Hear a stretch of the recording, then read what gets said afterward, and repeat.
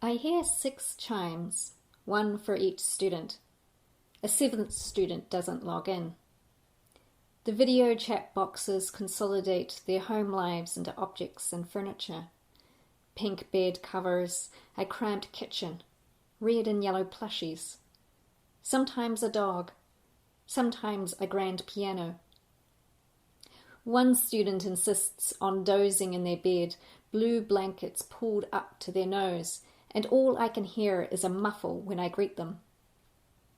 For my part, I am seated in front of a shelf of alphabetically arranged books, but I've littered my desk with poetry, dirty cups and plates, medication, balls of paper, a banana peel I can't be bothered tossing. Ian Weddy's poem to my sons foregrounds the ambiguity of home as a place of arrivals and departures. Home's where you're always going, he says. It's the place you've just left, where your father takes all the photographs in the unfinished dwelling of the tribe.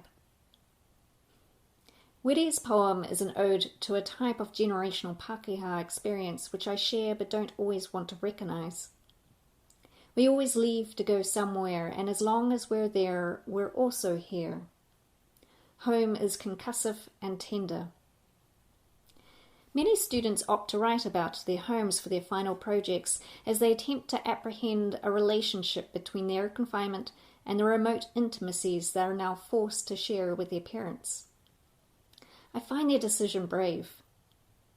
The closest I've written about home was a poem on a pod of dead whales beached at Farewell Spit. And then there's that one student who arrives late and departs first. The student who doesn't turn on their camera, who leaves my screen black with the circle icon displaying their initials. I appreciate their honest refusal, like they're hoarding themselves from my gaze. And all I can hear is air. Then I greet them.